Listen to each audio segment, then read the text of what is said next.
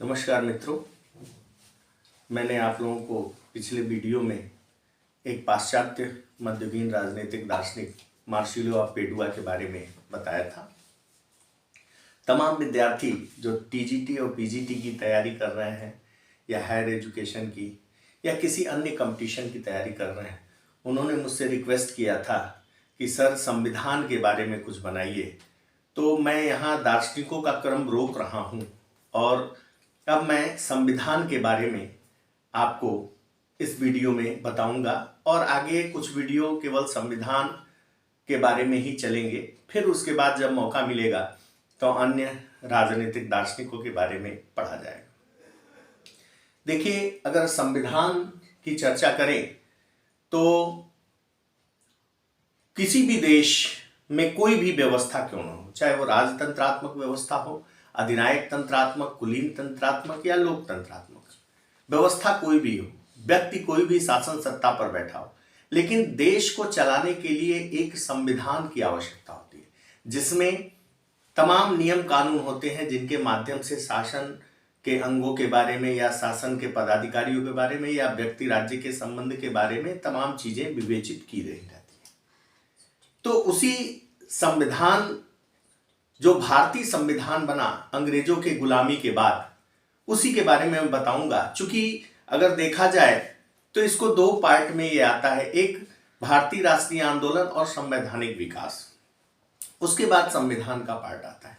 लेकिन चूंकि वह कुछ इतिहास का पार्ट हो जाता है तो उसको अभी कंपटीशन के दृष्टिकोण से उतना महत्वपूर्ण नहीं जितना महत्वपूर्ण यह संविधान का पक्ष है।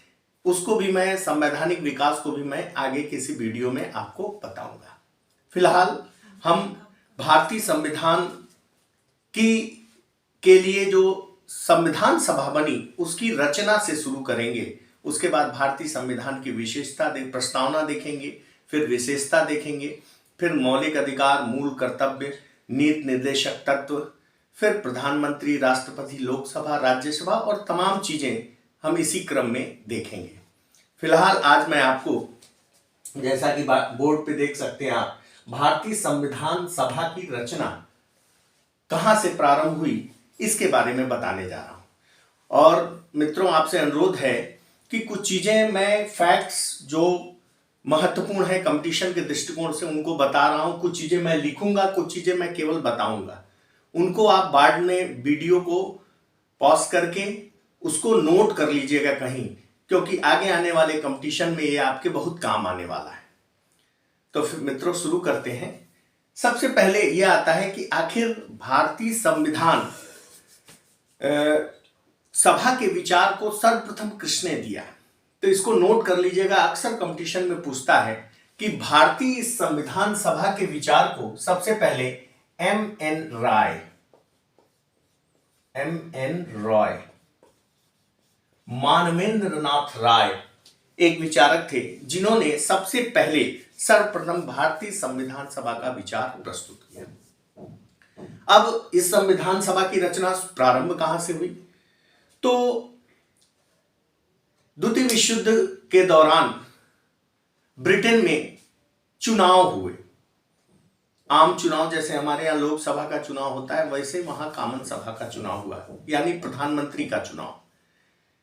तो उस चुनाव में लॉर्ड एटली ने वादा किया था कि अगर मेरी सरकार बनी, एटली जो कि बाद में प्रधानमंत्री बने, तो उन्होंने वादा किया था अगर मेरी सरकार बनी तो भारत की स्वतंत्रता की तरफ कदम बढ़ाएंगे और भारत को एक संविधान देंगे। अपने वादे को पूरा करते हुए जब एटली प्रधानमंत्री बने तो उन्होंने मार्च 1946 में कैबिनेट मिशन प्लान नामक एक योजना दी। Cabinet mission plan, cabinet mission योजना, ये प्रस्तुत की मार्च 1946 में। ये बनाया लॉर्ड एटली ने। अब इसमें कितने सदस्य थे, तो 3 सदस्य थे। नाम नोट कीजिएगा मित्रों, मैं बार बार कह रहा हूं, ये कंपटीशन के दृष्टिकोण से बहुत इंपॉर्टेंट है। सर स्टेफर्ड क्रिप्स, आपको याद होगा एक क्रिप्स मिशन आया था, तो उसमें जो क्रिप्स थे वो भी इस कैबिनेट मिशन योजना में एक अंग थे। Sir Stafford Cripps, Pethick Lawrence और एबी अलेक्जेंडर, इन 3 सदस्यों की जो योजना कमेटी आई उसी को हम कैबिनेट मिशन प्लान करते हैं, जो कि मार्च 46 में ब्रिटिश प्रधानमंत्री एटली ने दिया। यानी संविधान सभा के निर्माण के लिए यह योजना आई और इस योजना में ये सदस्य थे। 16 मई 1946 को कैबिनेट मिशन योजना के सुझाव के आधार पर संविधान सभा के निर्माण की प्रक्रिया प्रारंभ हुई। यानी 16 मई को जो कैबिनेट मिशन योजना ने अपने सुझाव दिए से उस आधार पर संविधान सभा के निर्माण की प्रक्रिया प्रारंभ हुई। संविधान सभा के गठन के लिए चुनाव, जो संविधान सभा गठित होनी थी उसके लिए जो चुनाव थे वह चुनाव नवंबर 1946 में हुए। इन सब तथ्यों को नोट करते रहिएगा, ये कंपटीशन में पूछे जाते हैं। तो नवंबर 1946 में चुनाव हुए। उस चुनाव में सीटें निर्धारित की गई। चूंकि उस समय भारत का बंटवारा भी नहीं हुआ था, भारत स्वतंत्र भी नहीं हुआ था, यह 46 की घटना है और अभी किसी ने विरोध नहीं किया था। तो शुरू में जो संख्या थी संविधान सभा के सदस्य संख्या वो 389 थी। लेकिन मुस्लिम लीग ने विरोध कर दिया क्योंकि उसको बंटवारे के अलावा, पाकिस्तान के अलावा कुछ नहीं चाहिए था। और इन परिस्थितियों में स्वतंत्रता मिली, बंटवारा हो भी गया। लेकिन फिर बाद में पुनर्गठित हुई संविधान सभा, गठित संविधान सभा में सदस्य संख्या घट गई। अब कुल सदस्य संख्या हो गई 299। नोट कीजिएगा इसको, 299। यानी शुरू में जो संविधान सभा की सदस्य संख्या थी 389 थी, 389।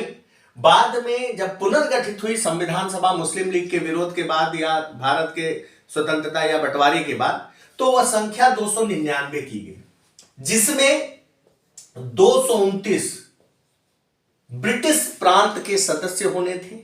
ध्यान दीजिएगा, 229 ब्रिटिश प्रांत के और 70 देसी रियासतों के। तमाम देसी रियासतें थी, जैसे जम्मू कश्मीर, हैदराबाद, जूनागढ़, तमाम देसी रियासतें थी। ऐसे तमाम देसी रियासतों की कुल सदस्य संख्या 70, जबकि ब्रिटिश प्रांत की सदस्य संख्या 229, यानी कुल 299 निर्धारित की गई पुनर्गठित संविधान सभा में। इस प्रकार संविधान सभा की सदस्य संख्या कितनी होगी इसका निर्धारण किया गया।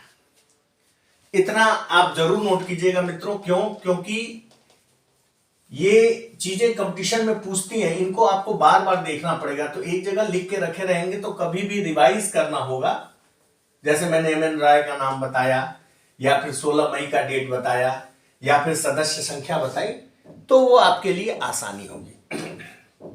अब जो पहली बैठक हुई संविधान सभा की वो 9 दिसंबर को हुई, 1946 को। इस 9 दिसंबर 1946 में क्या हुआ? देखिए, बहुत महत्वपूर्ण घटना थी। पहली बैठक 9 दिसंबर 1946 को संविधान सभा की संपन्न हुई, जिसमें सच्चिदानंद सिन्हा को अस्थायी अध्यक्ष, सच्चिदानंद सिन्हा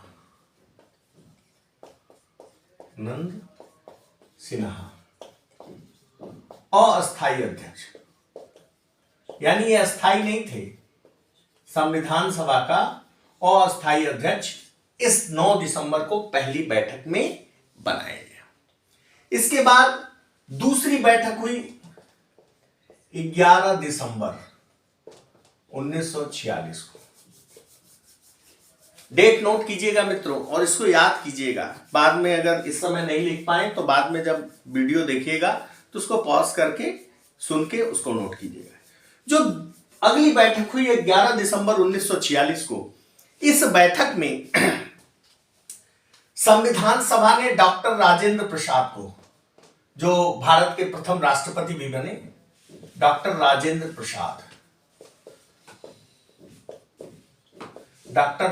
प्रसाद को अपना अस्थाई अध्यक्ष संविधान सभा ने चुना, यानी ये संविधान सभा द्वारा निर्वाचित हुए अस्थाई अध्यक्ष के रूप में। इसके बाद जो तीसरी बैठक हुई 13 दिसंबर 1946 को, बड़ा युगांतकारी था ये बैठक, बहुत युगांतकारी बैठक था ये 13 दिसंबर 1946 को, क्योंकि इस बैठक में वास्तव में निर्माण कार्य प्रारंभ करने के लिए उद्देश्य प्रस्ताव,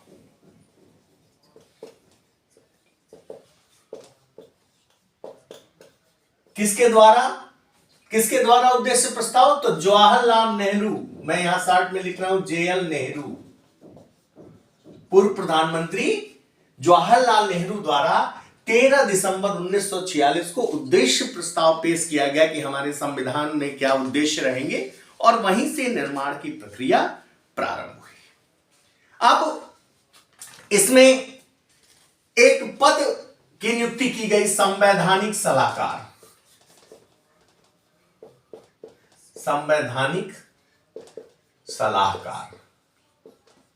अक्सर पूछता है यह प्रश्न, कंपटीशन में अक्सर पूछता है, BN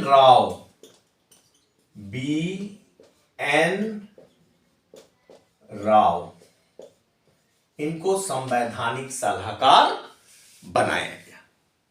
संवैधानिक सलाहकार की नियुक्ति बहुत महत्वपूर्ण भूमिका थी, और इस संवैधानिक सलाहकार पे BN राव को संविधान सभा ने नियुक्त किया। इसके बाद 29 अगस्त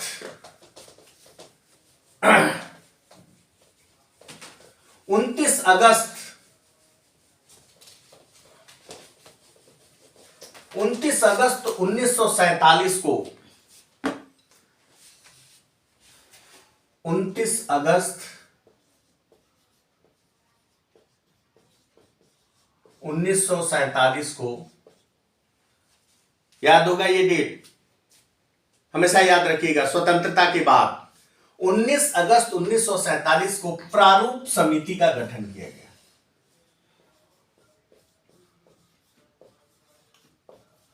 इस प्रारूप समिति जो ड्राफ्ट बनाई थी संविधान की, जिसपे चर्चा करके बाद में सहमति के आधार संविधान को बनाना था, उस प्रारूप समिति का गठन हुआ। अब इस प्रारूप समिति में कितने सदस्य थे, तो ध्यान से सुनिएगा, अक्सर पूछता है। प्रारूप समिति के अध्यक्ष doctor BR Ambedkar, Bhimrao BR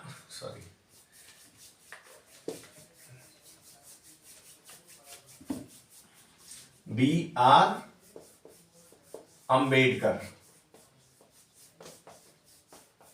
इस प्रारूप समिति के अध्यक्ष थे।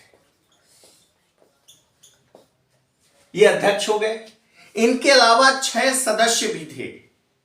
मित्रों, इनका नाम नोट करिएगा, बाद में नोट करिएगा, क्योंकि ये बहुत महत्वपूर्ण है। हमेशा कंपटीशन में पूछा जाता है प्रारूप समिति के अध्यक्ष कौन थे संविधान सभा के, तो डॉक्टर भीमराव अंबेडकर प्रारूप समिति के अध्यक्ष थे। इनके अलावा 6 और सदस्य थे।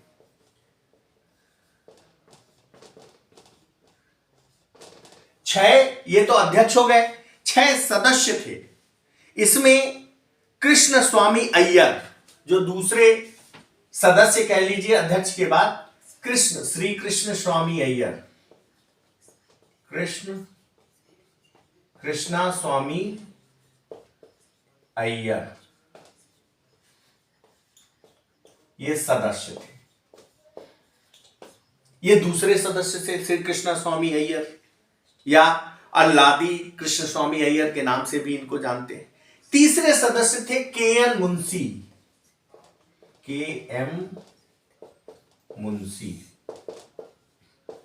ये तीसरे सदस्य थे।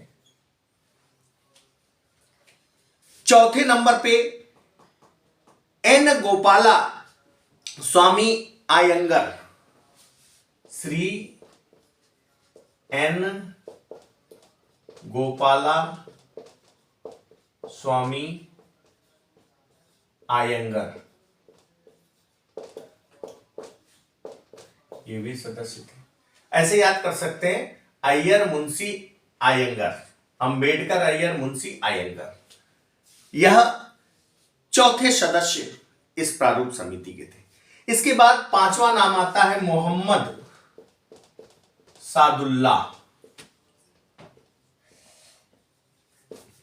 ये पांचवें सदस्य के रूप में थे मोहम्मद सादुल्ला।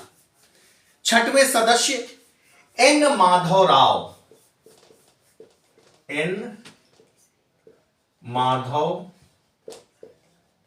राव। ये शुरू में सदस्य नहीं थे, इनको बाद में शामिल किया गया। बीएल मित्र के स्थान पर, बीएल मित्र किसी कारणवश हट गए तो उनके स्थान पर, बीएल मित्र के स्थान पर एन माधवराव को शामिल किया गया। ये हमेशा ध्यान में रखिएगा। सातवां नाम बहुत महत्वपूर्ण नाम था, टीटी कृष्णाचारी, टी कृष्णामचारी।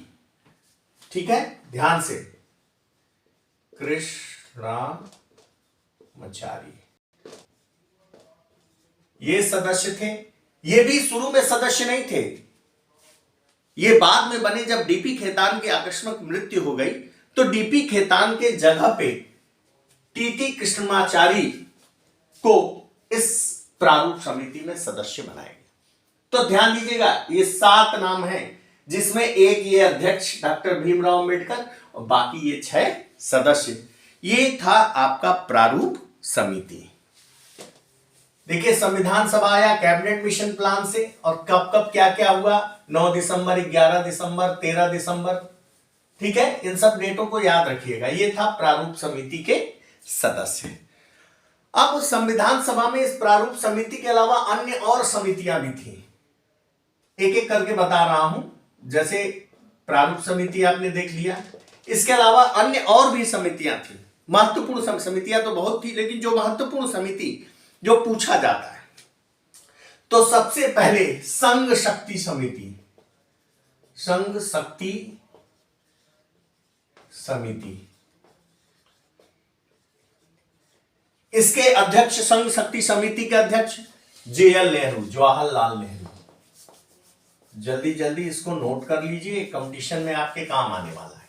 ये पहला समिति था प्रारूप समिति के अलावा संघ शक्ति समिति। अब दूसरा मूल अधिकार,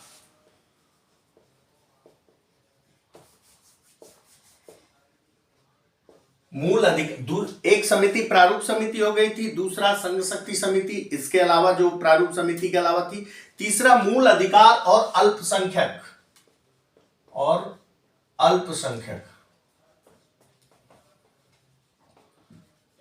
इसके इस समिति के अध्यक्ष कौन थे, तो सरदार वल्लभ भाई पटेल, सरदार पटेल, नाम याद रखिएगा। पहला प्रारूप समिति हो गई थी, उसके बाद अन्य और समितियां थी। संघ शक्ति समिति जेएल नेहरू थे, मूल अधिकार और अल्पसंख्यकों की समिति थी, सरदार पटेल थे। इसके बाद प्रांतीय संविधान समिति,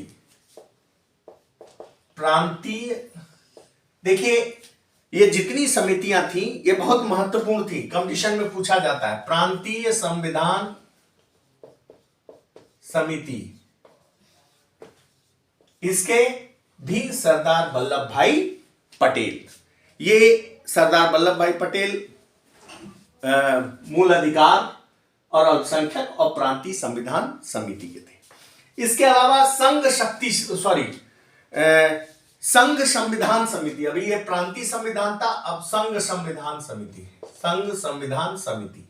इसके अध्यक्ष थे जेएल नेहरू, जवाहरलाल नेहरू। ये चौथी समिति।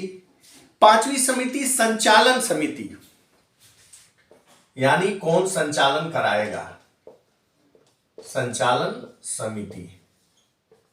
इसके डॉक्टर राजेंद्र प्रसाद। छठवां, झंडा समिति। झंडा समिति एक समिति बनी थी, झंडा समिति, जेबी कृपलानी।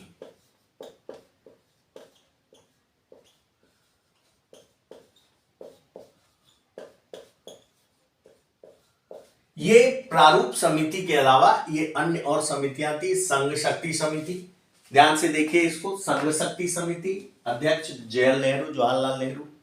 मूल अधिकार और अल्पसंख्यक समिति, अध्यक्ष सरदार पटेल। प्रांतीय संविधान समिति, अध्यक्ष सरदार पटेल। संघ संविधान समिति, अध्यक्ष जवाहरलाल नेहरू। संचालन समिति, अध्यक्ष डॉक्टर राजेंद्र प्रसाद। झंडा समिति, अध्यक्ष जेबी कृपलानी। ये कुछ अन्य और समितियां थी।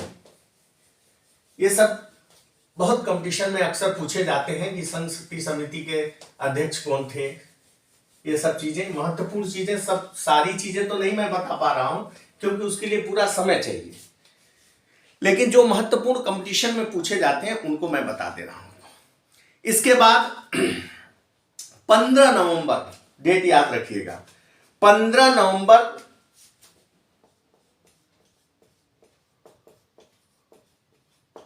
1949। देखिए बहुत महत्वपूर्ण डेट है। 15 नवंबर 1949 को संविधान सभा ने संविधान को पारित कर दिया। मैंने पारित कर दिया कि हमारे तरफ से भैया ओके। इसके बाद 26 नवंबर, ध्यान दीजिएगा, संविधान लागू हुआ 26 जनवरी 1950 को, लेकिन 26 नवंबर 1949 को, जिसको हम संविधान दिवस के रूप में भी मनाते हैं, हमेशा संविधान दिवस के रूप में 26 नवंबर को मनाते हैं, उस 26 नवंबर को संविधान सभा ने संविधान के कुछ अनुच्छेदों को लागू कर दिया। कुछ लागू, अब ये कौन से थे? 26 नवंबर 1949 को, 15 नवंबर को तो संविधान सभा ने संविधान को पारित कर दिया। 26 नवंबर 1949 को कुछ संबंधित अनुच्छेद लागू किए गए। किससे संबंधित? तो नागरिकता यानी कौन कौन नागरिक होगा। अब ये किस अनुच्छेद में, आगे मैं वीडियो पढ़ाऊंगा तो आपको बताऊंगा। नागरिकता, निर्वाचन, क्योंकि चुनाव भी तो कराने थे लोकतंत्र में, निर्वाचन, और अंतरिम संसद।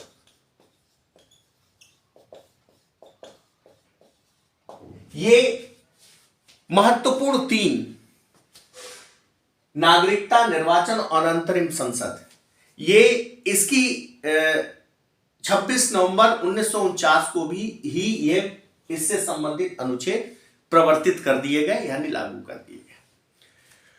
अगला डेट बहुत महत्वपूर्ण है, 24 जनवरी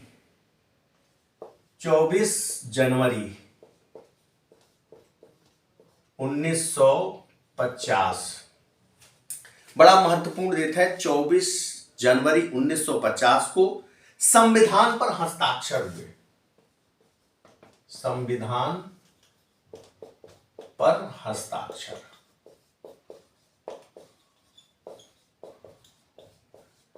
और इसी दिन 24 जनवरी 1950 को ही डॉक्टर राजेंद्र प्रसाद को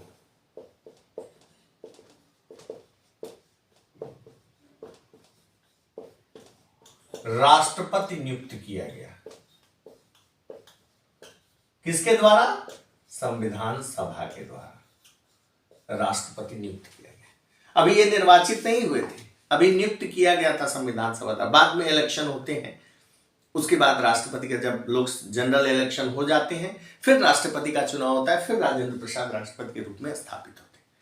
ये 24 जनवरी बहुत महत्वपूर्ण डेट है। 1950 संविधान पर हस्ताक्षर हुए और उसी दिन डॉक्टर राजेंद्र प्रसाद को संविधान सभा ने राष्ट्रपति नियुक्त किया।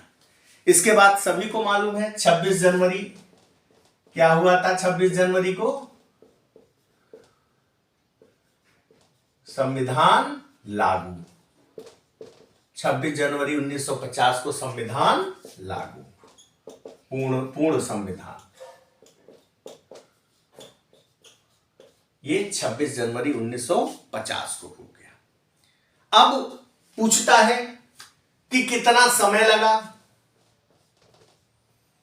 तो 2 वर्ष संविधान बन के तैयार होने, 2 वर्ष 11 माह 18 दिन। अक्सर पूछता है कि कितना समय लगा, तो 2 वर्ष 11 माह और 18 दिन का समय इस संविधान को बनकर तैयार होने में लगा। जब संविधान, बड़ा महत्वपूर्ण चीज, जब संविधान लागू हुआ तो कितने अनुच्छेद थे, तो 395 अनुच्छेद और 8 अनुसूचियां।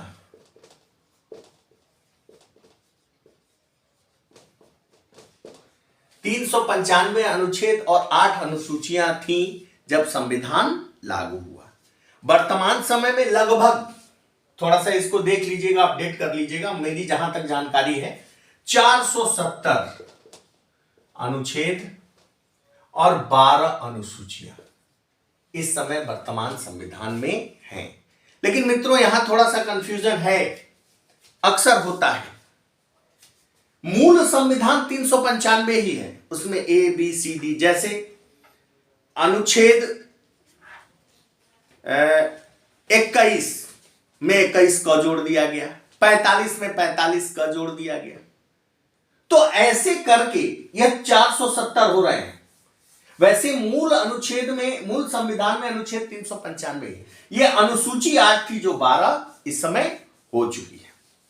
यह मित्रों कुछ संविधान सभा से संबंधित जानकारी थी, महत्वपूर्ण जानकारी। अब इसके बाद मैं आपको प्रस्तावना संविधान की बताऊंगा और फिर अगले वीडियो में मैं आप लोगों को संविधान की विशेषता बताऊंगा।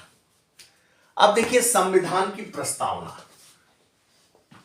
बहुत बड़ा है, इसको मैं लिखने में बहुत समय लगेगा, मैं इसको बोल देता हूं और इसकी व्याख्या कर देता हूं।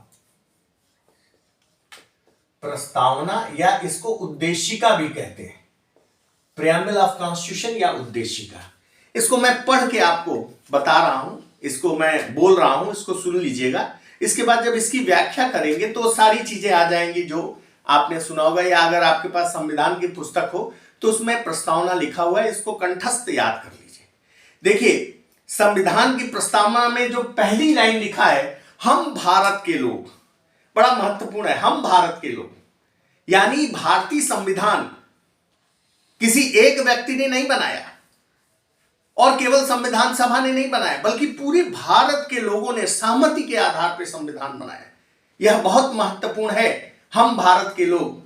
बहुत सारे देशों के संविधान को देखोगे आप तो कहीं ऐसा नहीं मिलेगा, लेकिन हमारे संविधान में यह लिखा हुआ है, हम भारत के लोग। ये हमारे लिए गर्व की बात है कि पूरी जनता ने इस संविधान को बनाया है। इसका आशय है, भले संविधान सभा ने, लेकिन संविधान सभा पूरी जनता का, पूरे देश का प्रतिनिधित्व कर रही थी। तो हम भारत के लोग, अब भारत को एक, 5 शब्द हैं, ध्यान दीजिएगा। भारत को एक संपूर्ण प्रभुत्व संपन्न, ये मैं नोट करता चल रहा हूं, संपूर्ण प्रभुत्व संपन्न, हम भारत के लोग भारत को एक संपूर्ण प्रभुत्व संपन्न, समाजवादी,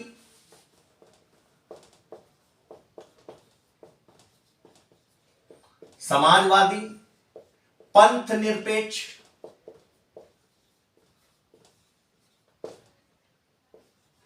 लोकतांत्रिक,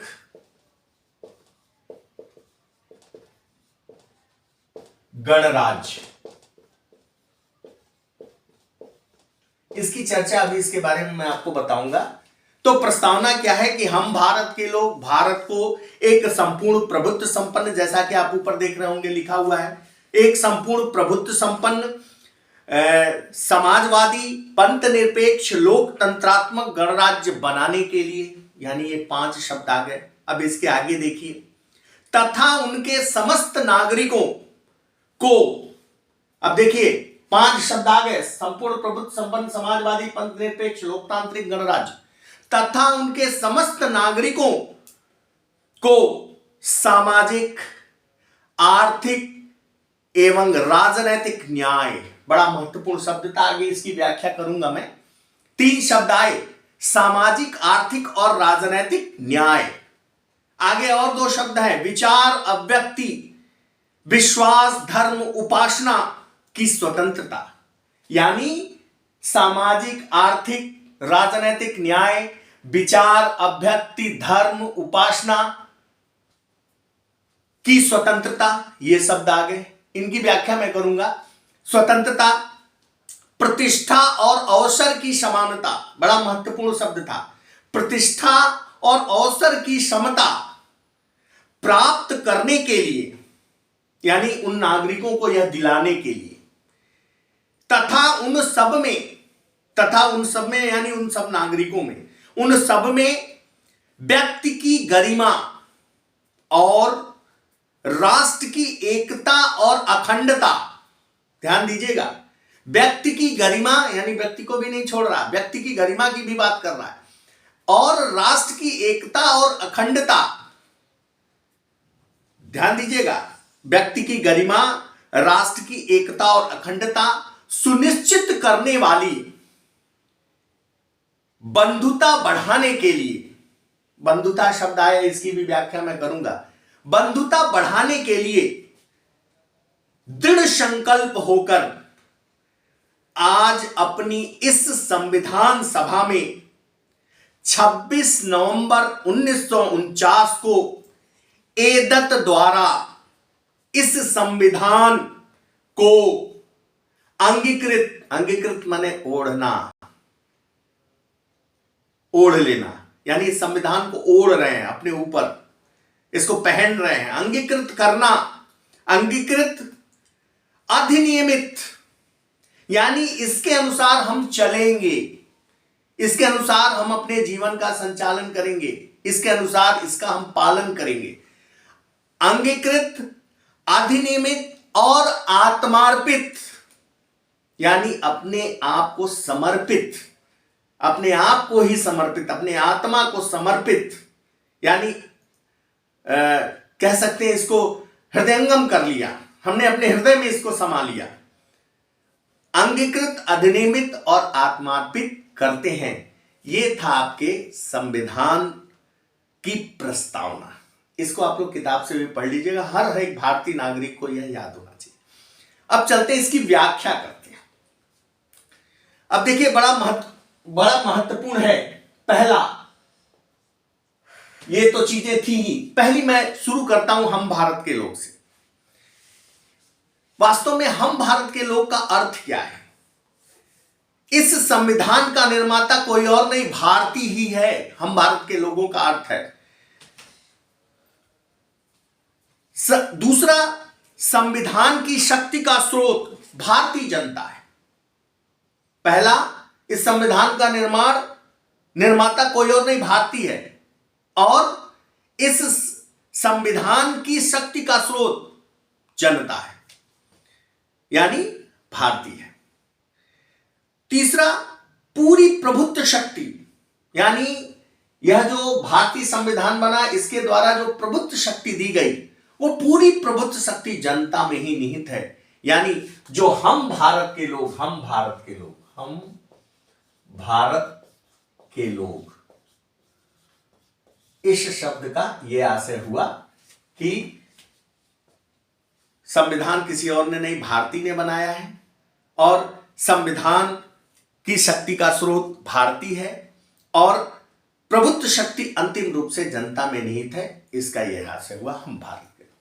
अब दूसरी चीज थी ये संपूर्ण प्रभुत्व संपन्न, यानी जिस भारतीय संविधान का निर्माण किया जा रहा है, वह भारत, वह देश संपूर्ण प्रभुत्व संपन्न, यानी वह आंतरिक और बाह्य मामलों में स्वतंत्र होगा। अपने देश के टेरिटरी के ऊपर, अपने देश के सीमा के ऊपर के अंदर निवास करने वाले सभी चीजों पर उसका आदेश, उसका अधिकार, उसकी सत्ता होगी।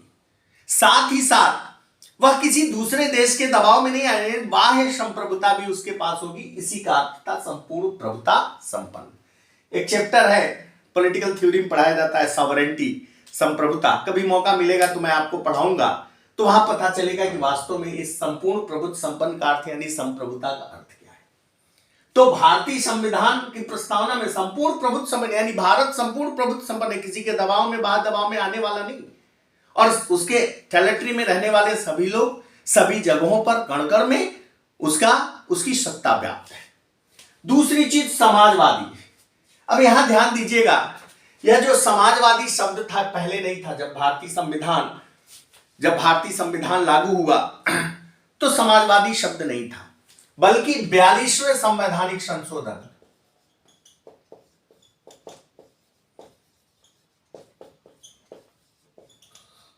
संशोधन 1976, ये 42वां संवैधानिक संशोधन 1976 में आया, जिसे मिनी कॉन्स्टिट्यूशन भी कहते हैं। बहुत बड़ा संशोधन किया गया। मिसेस इंदिरा गांधी उस समय प्राइम मिनिस्टर हुआ करती थी, आपातकाल का समय था। उस समय 42वें संवैधानिक संशोधन में समाजवादी शब्द जोड़ा गया। वास्तव में इस समाजवादी शब्द का अर्थ क्या है? समाजवादी शब्द का अर्थ कि सभी समाज के सभी वर्गों को पुष्पित और पल्लवित होने का मौका मिले। आय और संपदा कहीं एक जगह इकट्ठी ना रहे, बल्कि समाज के सभी लोगों में उसका समान वितरण किया जाए। ऐसा ना हो कि कोई खा खा के मर रहा है और कोई खाने बिना मर रहा है। यानी भारत को इन्होंने 42वें संवैधानिक संशोधन में मिसेस इंदिरा गांधी ने संशोधित करके समाजवादी शब्द ये जोड़ा। तीसरा, इसी प्रकार पंथ निरपेक्षता आया। यह भी पंथ निरपेक्षता भी इसी 42वें संवैधानिक संशोधन से जोड़ा गया। हालांकि भारतीय संविधान निर्माता भले उसको संविधान में प्रस्तावना में स्थान नहीं दिए, लेकिन आप संविधान के तमाम अनुच्छेदों को आगे देखेंगे तो उससे स्पष्ट हो जाता है कि पंथ निरपेक्षता भारतीय संविधान में थी। संविधान निर्माताओं के दिमाग में था कि पंथ निरपेक्षता रहेगी, लेकिन इसको मिसेस इंदिरा गांधी ने 42वें संवैधानिक संशोधन 1976 में प्रस्तावना में जोड़ा। इस पंथ निरपेक्षता का आशय क्या है? यानी इसका आशय यह था कि जो भारत राज्य होगा उसका अपना कोई धर्म नहीं होगा, वह किसी धर्म को प्रश्रय नहीं देगा, उसके लिए सभी धर्म समान होंगे, लेकिन व्यक्ति अपने अपने धर्मों को मानने के लिए स्वतंत्र होंगे। यानी किसी धर्म के लिए प्रेशर नहीं करेगा संविधान, यानी किसी एक धर्म के प्रति झुकाव नहीं दिखाएगा। उसके दृष्टि में सभी धर्म समान होंगे। कोई भी राज्य का एक धर्म नहीं होगा, कोई राजकीय धर्म नहीं होगा, यानी राज्य का अपना कोई धर्म नहीं होगा और व्यक्ति अपने अपने धर्मों को मानने के लिए स्वतंत्र होंगे। राज्य किसी व्यक्ति के ऊपर कोई दबाव नहीं डालेगा। इस पंथ निरपेक्षता का चौथा बड़ा महत्वपूर्ण शब्द था लोकतंत्रात्मक। इस लोकतंत्रात्मक का अर्थ ही था कि संपूर्ण शक्ति का स्रोत भारतीय जनता होगी, भारत की जनता होगी, यानी भारत की जनता के हाथ में सारे शासन व्यवस्था का अंतिम स्रोत होगा। इसी का अर्थ था लोकतंत्रात्मक, यानी भारतीय जनता सारी शासन शक्ति का अंतिम स्रोत भारत की जनता होगी, उसी के हाथ में होगा। अगला शब्द था गणराज्य। बड़ा महत्वपूर्ण है। देखिए, डेमोक्रेसी ब्रिटेन में भी है और भारत में भी है, लेकिन वहां के डेमोक्रेसी को प्रजातंत्र कहते हैं, हमारे यहां के डेमोक्रेसी को गणतंत्रात्मक लोकतंत्र कहते हैं। इस गणतंत्र का आशय था कि राज्य के शासन सत्ता का जो मुखिया होगा वह जनता द्वारा प्रत्यक्ष या अप्रत्यक्ष रूप से निर्वाचित होगा। जो प्रधान होगा शासन का वह प्रत्यक्ष या अप्रत्यक्ष रूप से निर्वाचित होगा। वह वंशानुगत वंश क्रम के आधार पर नहीं आएगा, गिफ्ट में नहीं प्राप्त करेगा, उसको जनता प्रत्यक्ष या अप्रत्यक्ष रूप से निर्वाचित करेगी। ऐसे व्यवस्था को हम गणतंत्रात्मक व्यवस्था, गणराज्य कहेंगे। जबकि ब्रिटेन में क्या है, राजा वंशानुगत, राजा का बेटा राजा, राजा का बेटा राजा। लेकिन यहां हमारे शासन सत्ता का प्रमुख कौन है? राष्ट्रपति। हर 5 साल पे चुनाव होता है, कभी कोई राष्ट्रपति, कभी कोई राष्ट्रपति, कभी कोई राष्ट्रपति। वह वंशानुगत नहीं है। इसका अर्थ गणराज्य का अर्थ ये था। ये 5 चीजें देखिए आपने। अभी और भी चीजें हैं। अभी तो आपने हम भारत के लोग, भारत को एक संपूर्ण प्रभुत्व संपन्न समाजवादी पंथ निरपेक्ष लोकतांत्रिक गणराज्य देखा। अब देखिए एक शब्द बड़ा महत्वपूर्ण आया था, न्याय। न्याय, अभी मैं जब संविधान की प्रस्तावना बोल रहा था, बता रहा था आपको, तो उसमें 3 तरह के न्याय की बात। न्याय,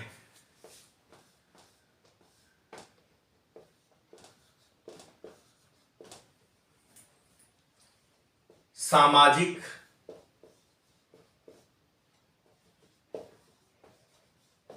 आर्थिक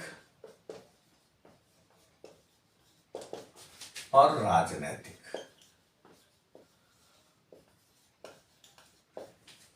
जब प्रस्तावना में पढ़ रहा था तो ये 3 तरह के न्याय की बात की गई। अब इस सामाजिक न्याय का क्या अर्थ है? सामाजिक न्याय का अर्थ समाज में सभी लोग, किसी के अंदर छुआछूत नहीं होगा, कोई भेदभाव नहीं होगा, सभी बराबर होंगे, कोई सामाजिक आधार पर भेदभाव नहीं किया जाएगा। यानी छुआछूत का अंत अगर आप देखें, समानता का अधिकार तो अनुच्छेद 14 से 18 इसी सामाजिक न्याय की स्थापना करने का प्रयास करता है, और बाकी नीति निर्देशक तत्वों में भी देखेंगे। तो मैंने कोई भेदभाव नहीं होगा। आर्थिक का अर्थ था कि जो अनादिकाल से शैक्षणिक और सामाजिक आधार पर दबे कुचले वर्ग के लोग हैं, उनको प्रोत्साहन देकर समाज की मुख्य धारा में लाया जाए। इसके लिए ताकि सभी लोगों को अब कम से कम रोटी, कपड़ा और मकान, अपनी आजीविका के मूलभूत आवश्यकताओं को उपलब्ध कराया जा सके, और आय की असमानता ना हो कि कुछ लोग खा खा के मर रहे हैं, कुछ खाने बिना मर रहे हैं। यानी भारतीय संविधान सामाजिक के साथ साथ आर्थिक न्याय, यानी सबको गारंटी देता है कि आप सभी को न्यूनतम आवश्यकताओं की आपकी पूर्ति की जाएगी, इसमें कोई भेदभाव नहीं किया जाएगा। तीसरी नीति राजनैतिक, बड़ा महत्वपूर्ण था। राजनैतिक का अर्थ था कि सभी व्यक्तियों को अपने विचारों को व्यक्त करने, अपने प्रतिनिधियों को, अपने पसंद के प्रतिनिधियों को चुनने, मत देने का अधिकार इत्यादि तमाम राजनीतिक विचार, व्यक्ति भाषण की स्वतंत्रता, लेखन की स्वतंत्रता, ये सारी स्वतंत्रताएं इस राजनीतिक न्याय में स्थापित की जाएंगी। किसी के साथ भेदभाव नहीं किया जाएगा, सभी व्यक्ति बराबर होंगे, चाहे वो प्रधानमंत्री हो, चपरासी हो, बड़ा से बड़ा व्यक्ति हो, आम नागरिक हो, बड़ा से बड़ा उद्योगपति हो या रिक्शे वाला, सब we are all are equal, सब बराबर होंगे। यानी राजनीतिक दृष्टि से सबको बराबर करने का प्रयास किया गया। ये छठी चीज थी। अब 7वीं बड़ी महत्वपूर्ण चीज थी, आपने संविधान की जब प्रस्तावना देखी थी तो वो 5 चीज आए, उसके बाद सामाजिक, आर्थिक, राजनीतिक, न्याय आया। इसके बाद स्वतंत्रता शब्द की चर्चा की गई।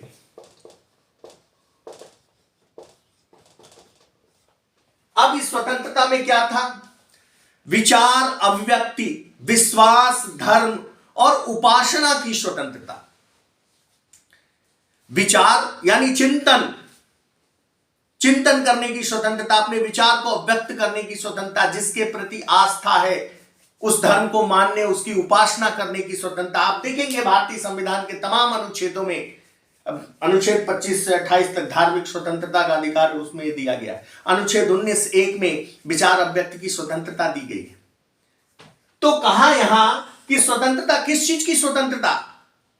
बड़ा महत्वपूर्ण था। देखिए, बहुत जो हमारे संविधान सभा में लोग थे वो बहुत बुद्धिजीवी लोग थे। बड़ा मंथन के बाद सहमति के आधार पे, हमारे संविधान में गर्व करने लायक और बात है कि हमारा संविधान वोटिंग के आधार पे नहीं बना, अल्पसंख्यक और बहुमत के आधार पे नहीं बना, अल्पमत बहुमत के आधार, सहमति के आधार पे बना है। तो बहुत विवेकशील थे। उन्होंने कहा किस चीज की स्वतंत्रता? अगर लोकतंत्र में विचार अभिव्यक्ति की स्वतंत्रता न हो तो फिर उस स्वतंत्रता का कोई मतलब नहीं। और अगर पंथनिरपेक्षता को स्थापित करना है, भारत के राष्ट्र की एकता और अखंडता को स्थापित करना है, तो कहीं ना कहीं सभी व्यक्तियों को अपने अपने धर्म को मानने, उसकी उपासना करने, उसकी पूजा करने, उसमें विश्वास रखने की, इस सब की स्वतंत्रता देनी पड़ेगी। इस स्वतंत्रता का आशय यह था। अगली चीज थी, जब आप धीरे धीरे प्रस्तावना में बढ़ेंगे तो इस स्वतंत्रता के बाद, ये जो स्वतंत्रता दी गई, इसके बाद कहा गया समता। समता बड़ा महत्वपूर्ण था। समता, इस समता का आशय था कि पद व अवसर की समानता। ऐसा नहीं है कि कोई पद निकाला गया तो जो बड़े बड़े लोग हैं, अमीर लोग हैं, या पहुंच वाले रसूख वाले लोग हैं, जैसे राजा के यहाँ क्या होता था, राजा के यहाँ पद दिए जाते थे किसको, जो मंत्रिमंडल के जो सदस्य होते थे, जिनका आयलिंग बटरिंग राजा के प्रति ज्यादा महत्वपूर्ण होता था, ऐसे लोगों को बड़े बड़े महत्वपूर्ण पद बांटे जाते थे, राजा खुश होकर दे देता था। यहां ऐसा नहीं है। यहां पद और अवसर की समता, यानी सबके लिए खुला है कि कोई योग्यता के आधार पर इस पद पर जा सकता है। सबको अवसर उपलब्ध कराए जाएंगे। जब आप देखेंगे भारतीय संविधान के अन्य अनुच्छेदों को, मौलिक अधिकार में अनुच्छेद 15, 16, 17, 18, ये सारी इन सब की व्याख्या में है। 16 में अवसर की समानता की बात की गई, उसमें कहा गया कि जो सरकारी उपक्रम होंगे या सरकारी नियोजन होंगे उसमें मिलेगा, कुछ लोगों को विशेष उपबंध भी दिए गए, यानी सबको खुला पद और अवसर की समता होगी। अंतिम चीज थी बंधुता, सॉरी अभी एक चीज छूट रहा है, एकता और अखंडता। एकता और अखंडता, ये एक शब्द प्रस्तावना में यूज किया गया कि एकता और अखंडता।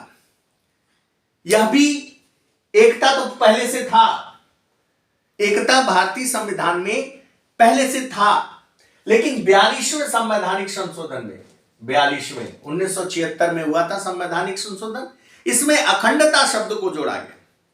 यानी किसी को राइट नहीं है कि देश की अखंडता को खंडित कर दे, देश को अलग कर दे।